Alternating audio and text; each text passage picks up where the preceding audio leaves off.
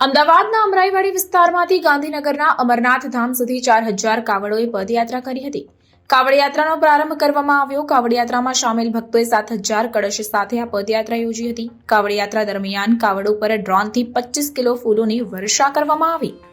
દેવોના દેવ ભગવાન અમરનાથની સામૂહિક 765 દીવાની આરતી કરવામાં આવી। ભગવા વસ્ત્રોમાં શ્રદ્ધાળુઓ ગંગાજળ ભરેલા કળશ સાથે બમ બમ ભોલેના નારા સાથે ખુલ્લા પગે યાત્રામાં જોડાયા હતા।